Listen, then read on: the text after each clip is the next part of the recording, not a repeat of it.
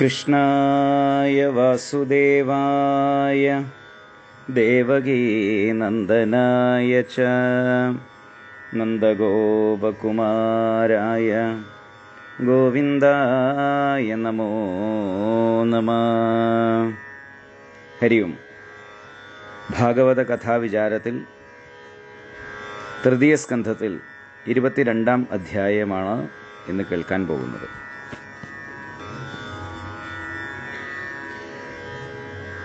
രാജാവായ തനിക്ക് ഉണ്ടാവേണ്ടതായ ഗുണങ്ങളെയും കർത്തവ്യങ്ങളെയും കഴിഞ്ഞ അധ്യായത്തിൽ കർദമ പ്രജാപതി സൂചിപ്പിച്ചത് സ്വയംഭൂവമന് കേട്ടു. കഴിഞ്ഞ ഭാഗത്ത് നമ്മൾ കേട്ടതാണല്ലോ, രാജാവ് തൻ്റെ സൈന്യങ്ങളെ കൊണ്ട് ഭൂമിയെ കുലുക്കി, രഥത്തിൽ ഞാണലി മുഴക്കി, വലിയ വില്ലും ധരിച്ച് അധർമ്മികളെ ഭയപ്പെടുത്തിക്കൊണ്ടും അതുപോലെ തന്നെ ഭൂമിയെ കുലുക്കിക്കൊണ്ട്, സൈന്യങ്ങളുടെ കാൽച്ച വിട്ടുകൊണ്ട് ഭൂമിയെ കുലുക്കിക്കൊണ്ടും, സൂര്യൻ ഇരുട്ടിനെ അകറ്റുന്നത് പോലെ അധർമ്മത്തെ നശിപ്പിച്ചുകൊണ്ട് ഇടയ്ക്കിടയ്ക്ക് സഞ്ചരിക്കാതെ ഇരുന്നിട്ടുണ്ടെങ്കിൽ വർണ്ണാശ്രമധർമ്മങ്ങളെയൊക്കെ കള്ളന്മാർ നശിപ്പിക്കും. ഇപ്പോൾ രാജാവ് ധർമ്മപരിപാലനം ചെയ്യുക എന്നുള്ളത് വളരെ ശ്രദ്ധേയമായിട്ടുള്ളൊരു കർത്തവ്യമാണ്. ഒരു രാജാവ് ഉദാസീനനായിട്ടുണ്ടെങ്കിൽ വിഷയാസക്തരും നിയന്ത്രണം വിട്ടവരുമായ ജനങ്ങൾ ലോകത്തിൽ അധർമ്മത്തെ വർദ്ധിപ്പിക്കും. അതുകൊണ്ട് തന്നെ അങ്ങയുടെ ആഗമനമെന്നുള്ളത് ധർമ്മപരിപാലനത്തിനാണ് എന്നറിയാം. എല്ലാ സ്ഥലത്തും സഞ്ചരിച്ച് അവിടുത്തെ കാര്യങ്ങൾ അറിയേണ്ടത് ഭരണാധികാരികളുടെ കടമയാണ്. എന്നാലും ഇവിടേക്ക് വന്നത് എന്തെങ്കിലും പ്രത്യേകിച്ച് ഉദ്ദേശത്തോടു കൂടിയാണോ എന്ന് കഴിഞ്ഞ അധ്യായത്തിൽ ചോദിച്ചുവല്ലോ. അപ്പോൾ അതൊക്കെ കേട്ടതായിട്ടുള്ള ആ സ്വയംഭൂമനു കർദമ മഹർഷിയോട് തൻ്റെ യോഗ്യതകളെ വർണ്ണിച്ച് കേട്ടതുകൊണ്ടുണ്ടായ ലജ്ജയോടെ വിനീതനായിട്ട് പറഞ്ഞു, വേദത്തെ പരിപാലിക്കാനായി ബ്രഹ്മാവ് സ്വന്തം മുഖത്തു നിന്ന് ബ്രാഹ്മണരെയും അവരെ രക്ഷിക്കാനായി കൈകളിൽ നിന്ന് ക്ഷത്രിയരെയും സൃഷ്ടിച്ചു. അതുകൊണ്ട് തന്നെ ബ്രാഹ്മണരും ക്ഷത്രിയരും പരസ്പരം രക്ഷിക്കാൻ കടപ്പെട്ടവരാണ്. വാസ്തവത്തിൽ ഭഗവാൻ തന്നെയാണ് ബ്രാഹ്മണരിലൂടെയും ക്ഷത്രിയരിലൂടെയും വേദത്തെ രക്ഷിക്കുന്നത്. വളരെ ഗംഭീരമായിട്ടുള്ളൊരു ആശയത്തെയാണ് ഇവിടെ പറയുന്നത്. ബ്രഹ്മാസൃജത് സ്വമുഖതോ യുഷ്മാൻ ആത്മപരീപ്സയ ഛന്ദോമയ സ്തപോവിദ്യ യോഗയുക്താനലംബടാൻ. അതായത് ബ്രഹ്മാവ് സ്വന്തം മുഖത്ത് നിന്ന് ബ്രാഹ്മണരെ സൃഷ്ടിച്ചു. ധർമ്മത്തെ ആചരിക്കുന്നതും പ്രചരിപ്പിക്കുന്നതും ബ്രാഹ്മണരാണ്. തത്രാണായ അസൃജിച്ച അസ്മാൻ. ആ ബ്രാഹ്മണരെയും ധർമ്മത്തെയും രക്ഷിക്കുന്നതിന് വേണ്ടിയാണ് ക്ഷത്രിയരെ സൃഷ്ടിച്ചത്. അതുകൊണ്ട് ബ്രാഹ്മണരും ക്ഷത്രിയരും ഒരുമിച്ച് പ്രവർത്തിച്ചാൽ മാത്രമേ ലോകത്ത് ധർമ്മം നിലനിൽക്കൂ. പരസ്പരം രക്ഷിക്കാൻ കടപ്പെട്ടവരാണ്. അതായത് ബ്രാഹ്മണർ ധാർമ്മിക ഉപദേശത്തിലൂടെ ക്ഷത്രിയരെയും, ക്ഷത്രിയർ തൻ്റെ ധാർമ്മിക പ്രവൃത്തികളിലൂടെ, ബാഹുബലത്തിലൂടെ സമൂഹത്തെയും രക്ഷിക്കാൻ ബാധ്യതയാണ്. കാരണം എല്ലാവരും വാക്കുകൊണ്ട് മാത്രം നേരെയാവില്ല, ഉപദേശം കൊണ്ട് മാത്രം എല്ലാവരും നന്നാവില്ല. അതുകൊണ്ട് ശിക്ഷിക്കുക എന്നുള്ളതും അനിവാര്യമാണ്. അതിനാണ് ക്ഷത്രിയരല്ലെങ്കിൽ രാജാക്കന്മാർ. വാസ്തവത്തിൽ ഭഗവാൻ തന്നെയാണ് ബ്രാഹ്മണരിലൂടെയും ക്ഷത്രിയരിലൂടെയും വേദത്തെ രക്ഷിക്കുന്നത്. അങ്ങയുടെ ദർശനം കൊണ്ട് തന്നെ എൻ്റെ എല്ലാ സംശയങ്ങളും തീർന്നിരിക്കുന്നു. പ്രജാപരിപാലനം ചെയ്യാൻ ആഗ്രഹിക്കുന്ന എനിക്ക് ചോദിക്കാതെ തന്നെ അങ്ങ് ധർമ്മോപദേശം ചെയ്തുവല്ലോ. മനഃശുദ്ധിയില്ലാത്തവർക്ക് കാണാൻ കിട്ടാത്ത അങ്ങയെ കാണാൻ കഴിഞ്ഞത് എൻ്റെ ഭാഗ്യമാണ്. അങ്ങയുടെ പാദരേണുക്കൾ ശിരസിലണിയാൻ കഴിഞ്ഞത് എൻ്റെ സുഹൃതവിശേഷത്താലാണ്. അങ്ങ് ക്ഷത്രിയ ധർമ്മം ഉപദേശിച്ചു തന്നതിൽ ഞാൻ കൃതാർത്ഥനാണ്. അതുകൊണ്ടാണ് മഹാത്മാക്കളെ ഇടയ്ക്ക് സന്ദർശിക്കണം എന്നുള്ളത് പറയുന്നത്. നമ്മുടെ ജീവിതത്തിൽ നമ്മുടെ ധർമ്മത്തെ അറിയുന്നതിനും എന്തെങ്കിലും ധർമ്മത്തിൽ എന്തെങ്കിലും സംശയമുണ്ടെങ്കിൽ അതൊക്കെ തീർത്തു തരുന്നതിനും മഹാത്മാക്കളുടെ ദർശനം ഇടയ്ക്ക് ആവശ്യമാണ്. എൻ്റെ പുത്രിയോടുള്ള സ്നേഹം കൊണ്ട് ഞാൻ അങ്ങയോട് ചില കാര്യങ്ങൾ അറിയിക്കുകയാണ്. അങ്ങ് അത് സദയം കേൾക്കണം. എൻ്റെ മകളും പ്രിയവ്രതൻ്റെയും ഉത്താനപാദൻ്റെയും അനുജത്തിയുമാണ് ഈ ദേവഹൂതി എന്ന കന്യക.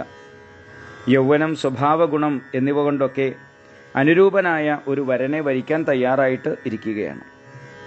നാരദ മഹർഷിയിൽ നിന്ന് അങ്ങയുടെ സ്വഭാവ ഗുണങ്ങളെയൊക്കെ കേട്ട ഇവൾ അങ്ങയിൽ അനുരക്തയാണ്. അതായത് കർദമ പ്രജാപതിയെ ഇഷ്ടപ്പെട്ടിരിക്കുകയാണ്. ഞാൻ ശ്രദ്ധയോടെ സമർപ്പിക്കുന്നവളും അങ്ങയ്ക്ക് ഗൃഹസ്ഥ ധർമാചരണത്തിന് സർവഥാ അനുയോജ്യയുമായിട്ടുള്ള ഇവളെ അങ്ങ് വിവാഹം ചെയ്താൽ കൊള്ളാമെന്നാണ് എൻ്റെ അപേക്ഷ. സ്വയം വന്നു ചേരുന്ന അനുഭവങ്ങളെ നിരസിക്കുന്നത് വിരക്തന്മാർക്ക് പോലും ശോഭനമല്ലല്ലോ. ആ സ്ഥിതിക്ക് സകാമരുടെ കഥ പറയേണ്ടതില്ല. സ്വയം വന്നു ചേർന്ന ഉദാരനെ ഉപേക്ഷിച്ച് പിശുക്കന്മാരോട് യാചിക്കേണ്ടി വരിക എന്നത് കീർത്തിക്കും അഭിമാനത്തിനും ഹാനികരമായിട്ടുള്ള കാര്യമാണ്.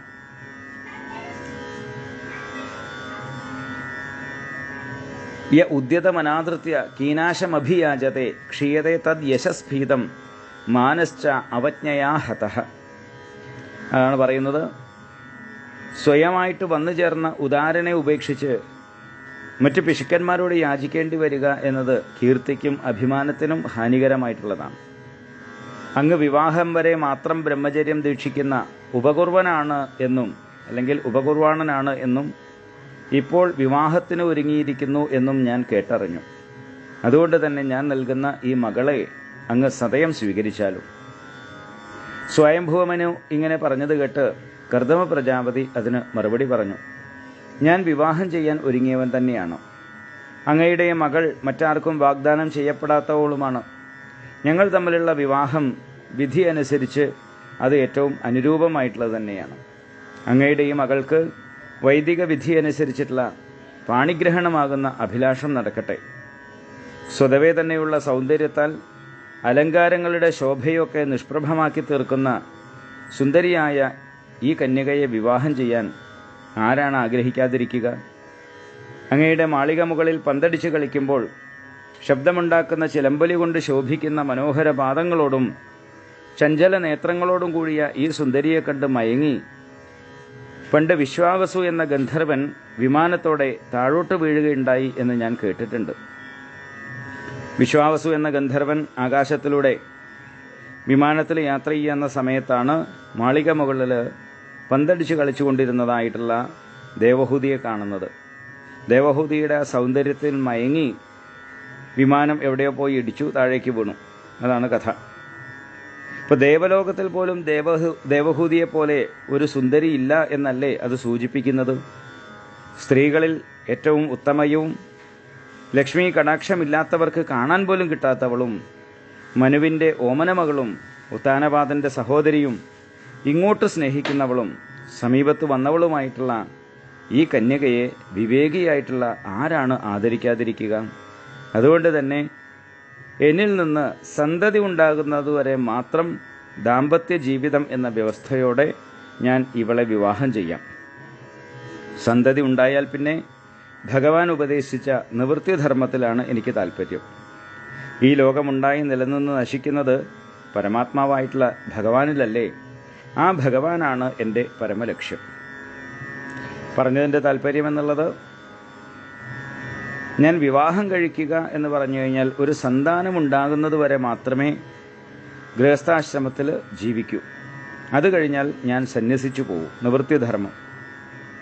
എനിക്ക് ഈ ഗൃഹസ്ഥ ജീവിതത്തിൽ അച്ഛൻ്റെ നിർബന്ധം കൊണ്ടാണ്, അച്ഛൻ പറഞ്ഞതനുസരിച്ചാണ് ഞാൻ വിവാഹം കഴിക്കാൻ തയ്യാറായിട്ടുള്ളത്.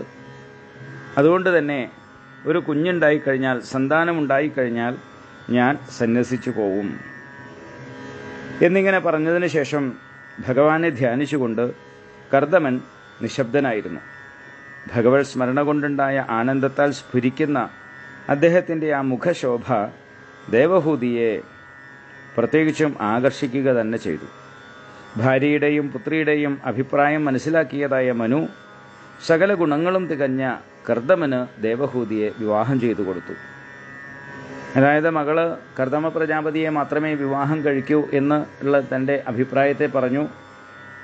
അതുകൊണ്ട് തന്നെ അതാണ് നല്ലത്, വേറെ മറ്റ് മാർഗങ്ങളില്ല എന്ന് മനസ്സിലാക്കി. കുട്ടികളുടെ ഇഷ്ടത്തെയും നമ്മൾ പരിഗണിക്കേണ്ടതാണല്ലോ.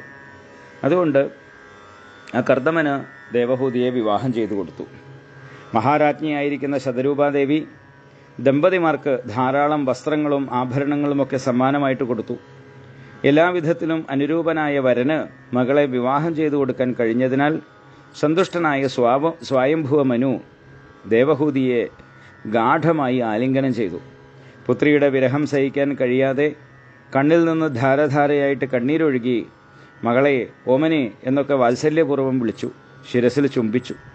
കണ്ണീരിൽ കുളിപ്പിച്ച് മുനിയോട് യാത്ര പറഞ്ഞ് പത്നീസമേതം തേരിൽ കയറി പരിവാരങ്ങളോടൊന്നിച്ച് തൻ്റെ രാജ്യത്തേക്ക് തിരിച്ചുപോയി. സരസ്വതി നദി ഋഷികൾക്കൊക്കെ പ്രിയപ്പെട്ടതാണ്. അതിൻ്റെ രണ്ട് കരകളിലും അനേകം മുനിമാരുടെ ആശ്രമങ്ങളുണ്ടായിരുന്നു. അവയെ കണ്ടുകൊണ്ട് മെല്ലെ യാത്ര ചെയ്ത് മനു സ്വന്തം നഗരത്തിൽ എത്തിച്ചേർന്നു. രാജാവിൻ്റെ വരവിനെ അറിഞ്ഞതായ പ്രജകൾ ഗീതം, വാദ്യം, സ്തുതി എന്നിവയോടൊക്കെ കൂടി വന്ന് അദ്ദേഹത്തെ എതിരേറ്റ് സ്വീകരിച്ചു. ബ്രഹ്മാവർത്തം എന്നാണ് മനുവിൻ്റെ രാജ്യത്തിൻ്റെ പേര്. അതിൻ്റെ തലസ്ഥാനമാകട്ടെ ബർഹിഷ്മതി എന്ന പട്ടണമാണ്. അത് സകലവിധ സമ്പൽ സമൃദ്ധികളോടും കൂടിയതായിരുന്നു. യജ്ഞവരാഹമൂർത്തിയായ ഭഗവാൻ തൻ്റെ ശരീരം കുടഞ്ഞപ്പോൾ അവിടുത്തെ ശരീരത്തിലെ രോമങ്ങൾ ഈ പട്ടണത്തിൽ വീണു. അവ പച്ച നിറത്തിലുള്ള കുശദർഭകളും ആറ്റുദർഭകളുമായി തീർന്നു. ബർഹിസ് എന്ന് ദർഭയ്ക്ക് പറയുന്ന പേരുണ്ട്. അതാണ് ഈ പട്ടണത്തിന് ബർഹിഷ്മതി എന്ന പേര് വരാൻ കാരണം. ഋഷികൾ യാഗത്തിന് വിഘ്നം ചെയ്യുന്നവരെ ഈ ദർഭ കൊണ്ട് പരാജയപ്പെടുത്തി വിഷ്ണു ഭഗവാനെ ആരാധിച്ചു വരുന്നു. ഭൂമിയെ വാസസ്ഥാനമായി ലഭിച്ചതായിട്ടുള്ള മനുചക്രവർത്തി കുശപ്പുല്ലുകളെ കൊണ്ടും കാശപ്പുല്ലുകളെ കൊണ്ടും ഭൂമിയിൽ ദർഭ വിരിച്ച് മഹാവിഷ്ണുവിനെ ആരാധിച്ചതായ പുണ്യസ്ഥലമാണ് ബ്രഹ്മാവർത്തം. ബ്രഹ്മാവർത്തത്തിൻ്റെ തലസ്ഥാന നഗരമായ ബർഹിഷ്മതിയിലാണ് സ്വയംഭുവ മനു താമസിച്ചിരുന്നത്. ആധ്യാത്മികം, ആധിദൈവികം, ആധിഭൗതികം എന്നിങ്ങനെയുള്ള 3 വിധത്തിലുള്ള താപങ്ങളെയും നശിപ്പിക്കുന്ന തൻ്റെ ഭവനത്തിലെത്തിയ മനു ഭാര്യയോടും പുത്രന്മാരോടും കൂടി ധർമ്മത്തിന് വിരോധം വരാത്ത വിധത്തിൽ അർത്ഥകാമങ്ങളെ അനുഭവിച്ചുകൊണ്ട് താമസിച്ചു. സ്ത്രീകളോടുകൂടി ഗന്ധർവന്മാർ മനുവിൻ്റെ കീർത്തിയെ വാഴ്ത്തി സ്തുതിച്ചിരുന്നു. തൻ്റെ ആഗ്രഹത്തിന് അനുകൂലമായ സുഖങ്ങൾ അനുഭവിച്ചിരുന്നുവെങ്കിലും ഭഗവാനെ സർവാത്മന ആശ്രയിച്ച അദ്ദേഹത്തിൻ്റെ മനസ്സിനെ വഴിതെറ്റിപ്പിക്കാൻ ഭൗതിക സുഖങ്ങൾക്കൊന്നിനും കഴിഞ്ഞില്ല. ഭഗവത് കഥകളെ കേൾക്കുക, അവയെ കീർത്തിക്കുക, ഭഗവാനെ സ്മരിക്കുക, സേവിക്കുക, ഇങ്ങനെ ഓരോ യാമവും സഫലമാക്കി തീർത്തുകൊണ്ടാണ് അദ്ദേഹം ജീവിച്ചത്. തൻ്റെ ഭരണകാര്യങ്ങളൊക്കെ വേണ്ട രീതിയിൽ ചെയ്യുമ്പോഴും ദിവസവും ഈശ്വര പ്രാർത്ഥനയ്ക്കും ഈശ്വര പൂജയ്ക്കുമൊക്കെ സമയം അദ്ദേഹം കണ്ടെത്തിയിരുന്നു. വിശേഷമായ സമയങ്ങളിൽ യജ്ഞങ്ങൾ തുടങ്ങിയ കാര്യങ്ങളൊക്കെ ചെയ്തിരുന്നു. അതുകൊണ്ട് തന്നെ അദ്ദേഹത്തിന് ദുഃഖങ്ങളൊന്നും ഉണ്ടായിരുന്നില്ല.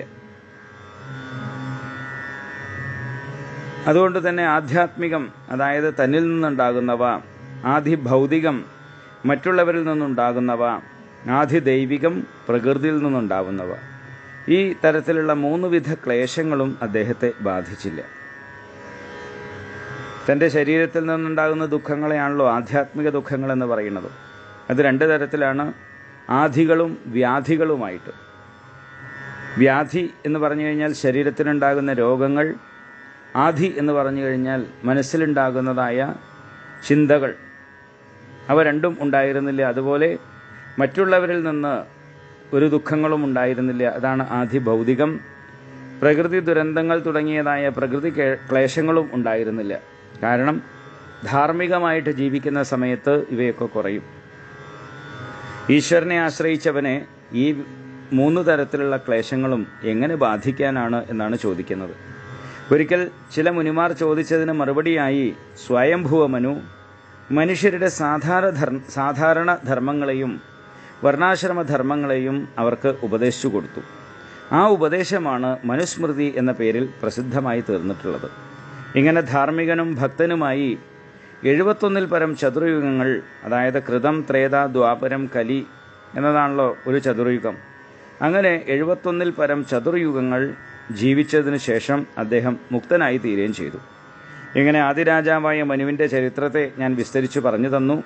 ഇനി അദ്ദേഹത്തിൻ്റെ മകളായ ദേവഹൂതിയുടെ ചരിത്രം ഞാൻ പറഞ്ഞു തരാം. ശ്രദ്ധയോടെ കേൾക്കൂ. എന്ന് പറഞ്ഞ് മൈത്രേയ മഹർഷി വിതുരനോട് പറയാൻ തുടങ്ങി. ഇവിടെ വെച്ചാണ് 22-ാം അധ്യായം കഴിയുന്നത്. 23-ാം അധ്യായത്തിൽ ദേവഹൂതി കർദമന്മാരുടെ ദാമ്പത്യത്തെയാണ് പറയാൻ പോകുന്നത്. അച്ഛനും അമ്മയും മടങ്ങിപ്പോയതിനു ശേഷം പതിവ്രതാരത്നവും മനോഗതി അറിഞ്ഞു പ്രവർത്തിക്കാൻ സമർത്ഥയുമായിട്ടുള്ള ദേവഹൂതി എപ്രകാരമാണോ ശ്രീ പാർവതീദേവി പരമശിവനെ ശുശ്രൂഷിച്ചിരുന്നത്, അതുപോലെ തൻ്റെ ഭർത്താവായ കർദമ പ്രജാപതിയെ ശുശ്രൂഷിച്ച് ആശ്രമത്തിൽ താമസിച്ചു വന്നു. ഉറച്ച വിശ്വാസം, ശരീരശുദ്ധി, മനഃശുദ്ധി, അത്യന്തം ആദരവ്, ഇന്ദ്രിയങ്ങളുടെ അടക്കം, സ്നേഹപൂർവമുള്ള ശുശ്രൂഷ, മധുരമായ വാക്കുകൾ, ഇവയൊക്കെ തികഞ്ഞവളായിട്ട് കാമം, കാപട്യം, കോപം, അത്യാഗ്രഹം, പാപചിന്ത, അഹങ്കാരം ഇവയൊക്കെ നിശ്ശേഷമകറ്റി ഒന്നിലും മറവി പറ്റാത്തവളായി ദേവഹൂതി തേജസ്വിയായ ആ മഹർഷിയെ ശുശ്രൂഷിച്ച് സന്തോഷിപ്പിച്ചു. തപസ്വിയായ മുനിശ്രേഷ്ഠനെ ശുശ്രൂഷിക്കുന്നതിൽ തന്നെ നിർവൃതി അനുഭവിച്ചുകൊണ്ട് ഒരു തീവ്ര തപസ്വിനിയായി 12 കൊല്ലം അങ്ങനെ കഴിയുകയാണ്. തന്നെ സർവാത്മന അനുസരിക്കുന്നവളും ഈശ്വരന് തുല്യം സ്നേഹിക്കുന്നവളും മനുപുത്രിയുമായിട്ടുള്ള ദേവഹൂതിയെ ഒരു ദിവസം കർദമൻ നോക്കി. അപ്പോൾ അദ്ദേഹത്തിൻ്റെ ഹൃദയം കാരുണ്യം കൊണ്ട് അലിഞ്ഞു. കാരണം ഇത്രയും കാലത്തെ തപസ്വിനിയുടെ ജീവിതം കൊണ്ടും വ്രതനിഷ്ഠ കൊണ്ടും ദേവഹൂതി നന്നായി മെലിഞ്ഞിരിക്കുന്നു. സ്നേഹ ആധിക്യം കൊണ്ടുണ്ടായ ഗദ്ഗതത്തോടെ കർദമൻ പറഞ്ഞു, ഹേ ദേവഹൂതി, എനിക്ക് അഭിമാനം വളർത്തുന്നവളായിട്ടുള്ള നിന്റെ ഭക്തി കൊണ്ടും ശുശ്രൂഷ കൊണ്ടും ഞാൻ വളരെയധികം സന്തോഷിച്ചിരിക്കുന്നു. എല്ലാവർക്കും പ്രിയപ്പെട്ടത് സ്വന്തം ശരീരമാണ്. ആ ശരീരസുഖത്തെ നിശേഷം അവഗണിച്ചുകൊണ്ടാണല്ലോ നീ ഇത്രകാലം എന്നെ ശുശ്രൂഷിച്ചത്. സ്വധർമ്മ അനുഷ്ഠാനത്താലും തപസ്, സമാധി, ഉപാസന, യോഗം ഇവയാലും എനിക്ക് സ്വായത്തമായി തീർന്ന ഭഗവത് പ്രസാദങ്ങളെ നോക്കൂ. ഭർത്തൃശുശ്രൂഷയാകുന്ന ധർമ്മത്താൽ ഇവയ്ക്കെല്ലാം ഭവതിയും അവകാശിനിയായി തീർന്നിരിക്കുന്നു. ഈ സിദ്ധിവൈഭവങ്ങൾ ശാശ്വതങ്ങളാണ്.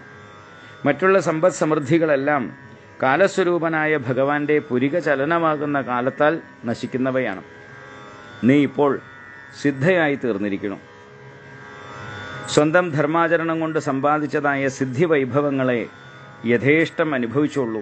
ഇവയൊന്നും രാജാക്കന്മാർക്ക് പോലും സുലഭങ്ങളല്ല. കർദമ പ്രജാപതി ഇത്രയും പറഞ്ഞപ്പോഴേക്കും ദേവഹൂതിക്ക് ജ്ഞാനദൃഷ്ടി വികസിച്ചു. 10,000 സംവത്സരക്കാലത്തെ തപസ്സുകൊണ്ട് കർദമമുനിക്ക് സ്വായത്തങ്ങളായ സിദ്ധിവിശേഷങ്ങളെല്ലാം വെറും 12 കൊല്ലത്തെ ഭർത്തൃശുശ്രൂഷയാകുന്ന സ്ത്രീധർമ്മം കൊണ്ട് തനിക്കും അധീനങ്ങളായി തീർന്നിരിക്കുന്നു എന്ന് മനസ്സിലായി. യോഗത്തിലും ഉപാസനകളിലും സമർത്ഥനായ ഭർത്താവിനെ പ്രീതനായി കണ്ടതോടെ ശരീരം ക്ഷീണിച്ചവളായ ദേവഹൂതിയുടെ മാനസിക ദുഃഖങ്ങളൊക്കെ നീങ്ങി. വിനയം, സ്നേഹ, ലജ്ജ ഇവയോട് കൂടിയവളായി തൊണ്ടയിടറിക്കൊണ്ട് മന്ദഹാസത്തോടെ ദേവഹൂതി പറഞ്ഞു. സ്വാഭാവികമായിട്ടും ശ്രദ്ധയോടു കൂടിയിട്ട് ഗൃഹകാര്യങ്ങളൊക്കെ ചെയ്യുന്ന അല്ലെങ്കിൽ ഭർത്തൃ ശുശ്രൂഷ ചെയ്യുന്നതായിട്ടുള്ള സ്ത്രീകൾക്ക് ഭർത്താവ് ചെയ്യുന്നതായിട്ടുള്ള പുണ്യത്തിൻ്റെ 6-1 വന്നു ചേരും എന്നുള്ളതാണ്. കാരണം ഭർത്താവിൻ്റെ സത്കർമ്മങ്ങൾക്കൊക്കെ അനുകൂലയായി നിൽക്കുന്നത് ഭാര്യയാണ്. അങ്ങനെ അനുകൂലയായി നിൽക്കുന്ന ഭർത്തൃ ശുശ്രൂഷ ചെയ്യുന്നതായിട്ടുള്ള സ്ത്രീകൾക്ക് അവർ ചെയ്യുന്നതായിട്ടുള്ള ആ പ്രവൃത്തിയുടെ ഫലമായിട്ട് തന്നെ ഭർത്താവ് ചെയ്യുന്നതായിട്ടുള്ള പുണ്യപ്രവൃത്തികളുടെയൊക്കെ ഒരംശം വന്നു ചേരും. അതാണ് ഇവിടെ ദേവഹൂതിക്ക് 10,000 കൊല്ലം കർദമ പ്രജാപതി ചെയ്തതായിട്ടുള്ള തപസ്സിൻ്റെ പുണ്യം കേവലം 12 വർഷത്തെ ശുശ്രൂഷ കൊണ്ട് കിട്ടി എന്ന് പറയുന്നത്. അങ്ങനെ ദേവഹൂതി പറയുന്നു, പ്രിയതമനായിരിക്കുന്ന ഹേ മുനിശ്രേഷ്ഠ, ഈ സിദ്ധികളൊക്കെ അങ്ങേക്ക് ഉണ്ട് എന്നത് എനിക്ക് നല്ലപോലെ അറിയാം. അങ്ങയെ ആശ്രയിച്ച എനിക്ക് ഈ സിദ്ധികൾ കിട്ടിയതിലും യാതൊരു ആശ്ചര്യവും ഇല്ല.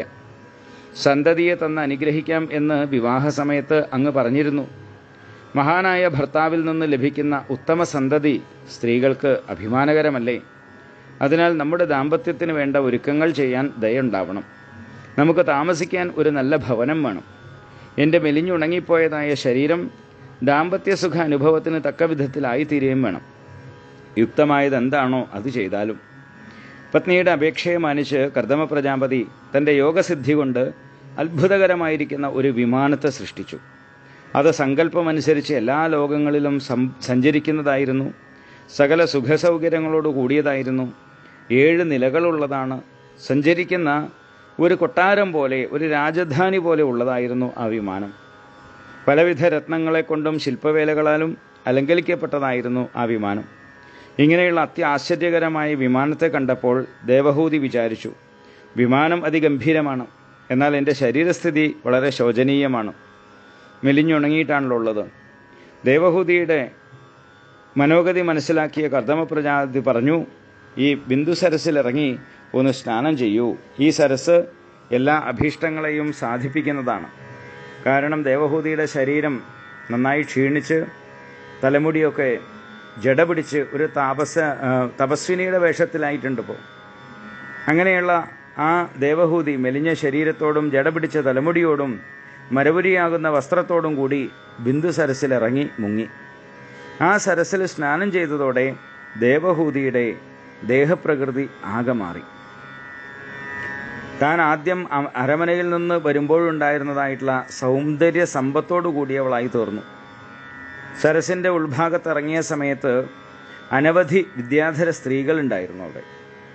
അവർ ദേവഹൂതിയുടെ കൈ പിടിച്ചുകൊണ്ട് പറഞ്ഞു, ഞങ്ങൾ ഭവതിയുടെ ദാസികളാണ്, ഞങ്ങളോട് ആജ്ഞാപിച്ചാലും എന്ന് പറഞ്ഞുകൊണ്ട് ദേവഹൂതിയുടെ കൈ പിടിച്ചുകൊണ്ട് കൊണ്ടുപോയി അവർ നല്ല സുഗന്ധിയായിട്ടുള്ള എണ്ണ തേച്ച് കുളിപ്പിച്ചു. പട്ടുവസ്ത്രങ്ങളെ കൊണ്ടും രത്നാഭരണങ്ങളെ കൊണ്ടും അലങ്കരിപ്പിച്ചു. വിശേഷപ്പെട്ട അന്നപാനീയങ്ങളൊക്കെ നൽകി അവർ സൽക്കരിച്ചു. തൻ്റെ ശരീര സൗന്ദര്യത്തെ കണ്ണാടിയിൽ നോക്കിക്കണ്ടതായ ദേവഹൂതി ആശ്ചര്യപ്പെട്ടു. ഇവയൊക്കെ കർദമ പ്രജാപതിയുടെ യോഗപ്രഭാവമാണ് എന്ന് മനസ്സിലായി. ഉടനെ വിദ്യാധര സ്ത്രീകളോടൊന്നിച്ച് ഭർത്താവിൻ്റെ മുമ്പിൽ എത്തിച്ചേർന്നു.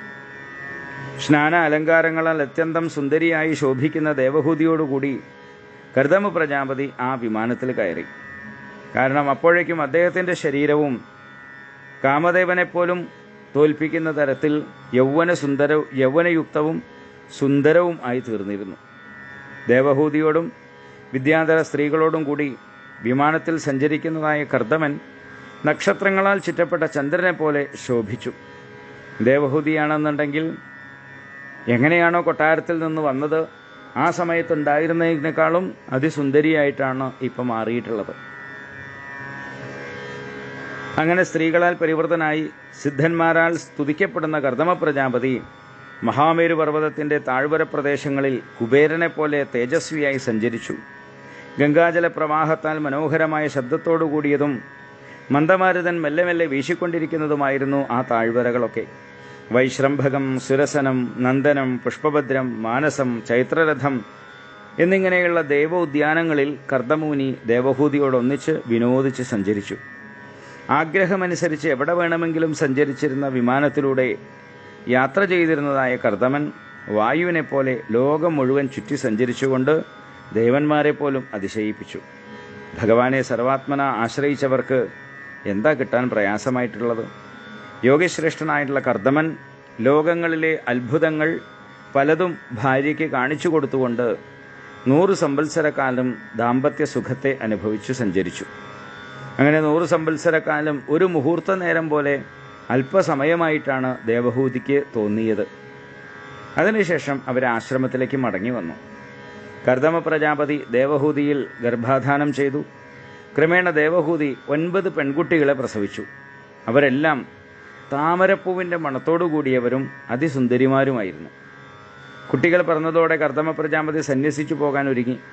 പുറമേ പുഞ്ചിരിച്ചുകൊണ്ടും ഉള്ളിൽ ദുഃഖ ആധിക്യത്താൽ ഹൃദയം നീറിക്കൊണ്ടും വളരെ വിഷമിച്ച് കണ്ണുനീർ നിയന്ത്രിച്ചുകൊണ്ടും ദേവഹൂതി പറഞ്ഞു, അങ്ങ് പറഞ്ഞ പോലെയെല്ലാം എനിക്ക് സാധിപ്പിച്ചു തന്നിരിക്കുന്നു. അങ്ങനെയൊക്കെയാണെങ്കിലും ആശ്രയിച്ചവളായിട്ടുള്ള എൻ്റെ ഭയം തീർത്ത് അനുഗ്രഹിക്കാൻ അങ്ങ് ദയ കാണിക്കണം.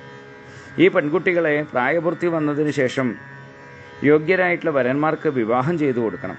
അങ്ങ് സന്യസിച്ചു പോയാൽ എന്നെ സമാധാനിപ്പിക്കുന്നതിനായി ഒരു പുത്രനുണ്ടാവാനും അനുഗ്രഹിക്കണം. ഇത്രയും കാലം ആത്മതത്വത്തെ മറന്നും ശരീരസുഖങ്ങളിൽ മുഴുകിയും എനിക്ക് നഷ്ടപ്പെട്ടു.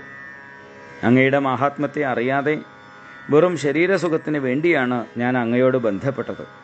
അങ്ങനെയാണെങ്കിലും മഹാത്മാവായ അങ്ങയോടുണ്ടായ ചേർച്ച സത്സംഗമായി തീർന്ന് എൻ്റെ ഭയം നശിക്കുമാറായി തീരണം. ദുർജന സംസർഗം സംസാര ബന്ധത്തിന് കാരണമാണ്. എന്നാൽ ആ ചേർച്ച സജ്ജനങ്ങളോടായാലോ അത് നിസ്സംഗത്വത്തിനും കാരണമായി തീരും. ഓരോരുത്തരുടെയും കർമ്മങ്ങൾ, ധർമ്മം, വൈരാഗ്യം, ഈശ്വരാശ്രയം ഇവയ്ക്ക് പ്രയോജനപ്പെടുന്നില്ല എങ്കിൽ അങ്ങനെയുള്ള കർമ്മങ്ങളെ ചെയ്യുന്നവൻ ജീവൻ മൃതൻ തന്നെയാണ്. ഞാൻ ഭഗവാന്റെ മായയാൽ വഞ്ചിക്കപ്പെട്ടു പോയി.